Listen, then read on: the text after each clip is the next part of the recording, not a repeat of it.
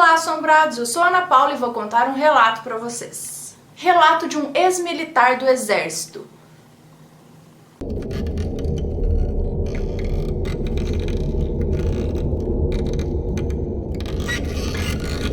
O moço que nos conta esse relato tem hoje 27 anos. É de Itararé, São Paulo, e é professor de educação física. Mas gostaria de compartilhar conosco algo que ele passou e que foi muito horripilante quando ele ainda serviu o exército em 2007. E aconteceu lá no tiro de guerra na cidade dele. Então, quando ele estava lá no tiro de guerra, diz que rodava por lá uns relatos muito estranhos da equipe de guarnição. De algumas equipes de guarnição que contavam para eles essas coisas que eles às vezes presenciavam lá. Coisas que eles tinham ouvido ou visto nas noites de guarda.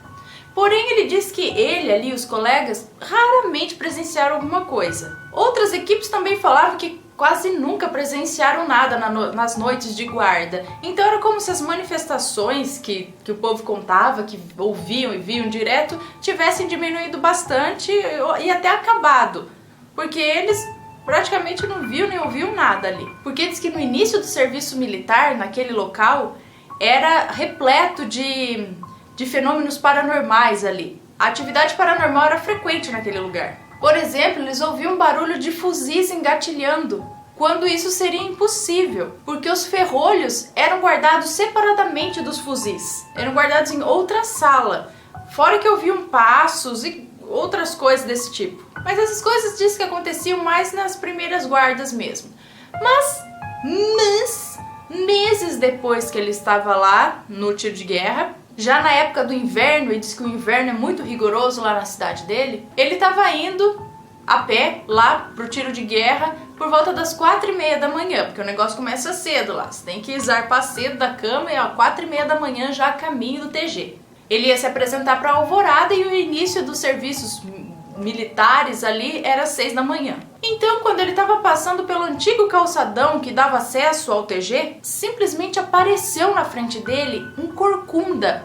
Horrível, ele diz. O rosto dessa pessoa era como se tivesse sofrido um acidente muito feio. Era todo deformado e os olhos eram vermelho sangue. Mas ele diz que não é vermelho assim como se tivesse machucado.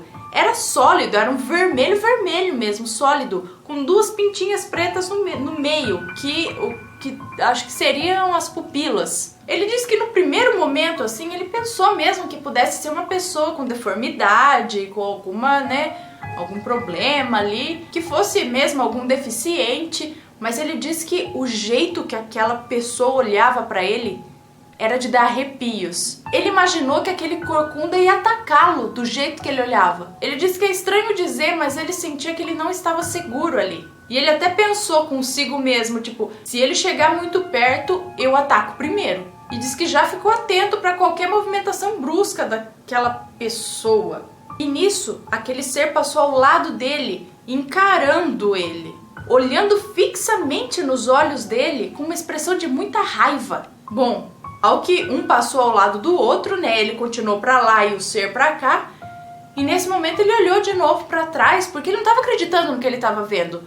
E afinal de contas, ele não sabia de ninguém ali, pelas redondezas, pela cidade dele, que tivesse um nível de deficiência daquele tamanho, sabe? Porque ele acredita que alguém assim seria até conhecido na cidade, porque era muito fora do comum.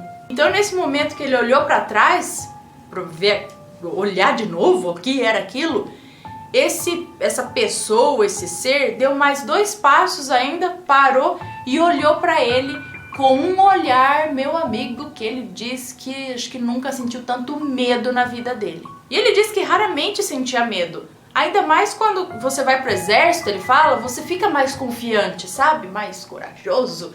Mas ele diz que nessa última olhada desse ser que olhou para ele diz que sentiu muito medo mesmo. Um medo que beira o desespero. E depois que ele encarou, ele diz que aquele ser simplesmente sumiu. Sumiu na frente dos olhos dele. Assim. Num segundo ele estava lá, no outro já não estava mais. Ele diz que, isso arrepia até hoje quando ele lembra. Então ele diz que naquele momento que o ser sumiu, ficou claro que não era um ser humano, pelo menos não um ser humano vivo. E aí, meu amigo, pernas pra que te quero. Ele correu até o TG. Como ele correu um monte, ele acabou chegando antes do horário, antes da alvorada, e o portão ainda estava fechado. E ele chegou e começou a meio que bater desesperado no portão ali pra abrir, porque ele não queria ficar ali fora com aquele ser, sabe-se lá onde tava, porque ele sumiu, né? Podia estar ali, aparecer atrás dele, sei lá. Ele queria entrar no TG logo e o cara que tava lá abriu logo pra ele, ainda bem.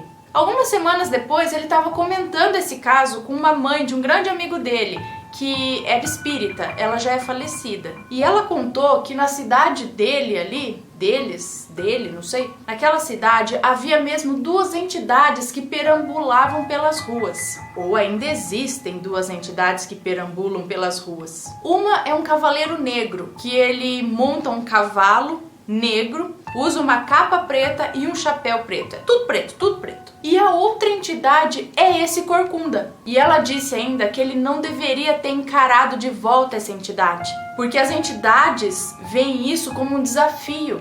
E diz que o melhor a se fazer quando você cruza com uma entidade dessas é baixar o olhar e orar, só. Mas ele lá ia saber, e ainda mais de primeiro momento, ele achou que fosse uma pessoa com deficiência física, então ele encarou. Ele olhou de volta. E ele diz que, coincidentemente ou não, naquele ano, a vida dele praticamente parou, sabe? Tipo, não foi pra frente a vida dele. Teve muita coisa que deu errado na vida dele naquele ano. Então, ele não sabe se essa atrasada na vida dele naquele ano foi em decorrência dele ter encarado essa entidade, que as coisas deram errado na vida dele, ou não. Nunca ele vai saber disso. Mas ele sabe que depois que ele saiu do exército e se apegou mais a Deus e voltou a frequentar mais a igreja dele, que ele é católico, ele parou de ver e ouvir coisas. Porque ele já via e ouvia coisas desde criança, viu? Ele contou aqui que tinha um monte de coisinha lá, mas o pior que aconteceu na vida dele foi esse. Cruzar com essa entidade. E o interessante é que antes dele cruzar com esse corcunda, ele nunca tinha ouvido falar dessa entidade, dessa ser corcunda. Então não é uma coisa que ele estava pensando naquilo, imaginando, e aí a imaginação dele fez ele ver. Não, ele nem sabia da existência disso. E diz que isso existe. E perambula pelas ruas, não sei, de Tararé? E ele diz também que esse calçadão por onde ele passa, que vai até o TG, é extremamente seguro. É muito bem iluminado, estava muito bem iluminado. Não é uma coisa assim que ele foi algo que sugestionou a mente dele a ver isso. E outra coisa muito interessante, o pai dele conta que no dia em que ele nasceu, e o pai dele foi vê-lo, porque o pai dele estava trabalhando em Sorocaba nessa época e ele estava nascendo em Tararé. E o pai dele conta que quando estava chegando na cidade, ele viu o tal do Cavaleiro Negro na rua principal. E esse cavaleiro estava meio à espreita, num lugar não muito iluminado ali, da praça. Que louco! Nem sabia de entidades que rondam cidades aí, eu sei lá o que. Mas olha só, se você é de Tararé, se você sabe dessas duas entidades aí, ou se você já viu uma das duas ou as duas, deixa aqui nos comentários ou manda o seu relato pra gente. É o tal do Cavaleiro Negro, que é tudo preto, e esse corcunda de olhos vermelhos e pelo branquinho de pulo bem alto. É o seu coelhinho? Não é esse não. É mais fake esse. O tal do corcunda, meu, que louco. Credo. Acho que aí o pessoal que precisa chegar da faculdade à noite em Itararé vai ficar com um pouco de medo de andar pela rua agora, né? Trabalha à noite, ou mesmo de manhã, porque era 4h30 da manhã que ele tava indo, né? Pro tiro de guerra, então isso apareceu de manhã, credo. Mas se você já teve uma experiência parecida, ou se você sabe dessa história, deixa um comentário aqui pra gente. Ou se na sua cidade diz que ronda por algum outro tipo de entidade, também conta pra gente. E é isso aí, espero que tenham gostado do relato. Se curtiram, não esquece de dar um joinha aqui pra mim, tá? Se inscreve no canal se ainda não é inscrito, segue a gente nas redes sociais e tudo mais. Um beijo pra vocês e até o próximo relato. Tchau!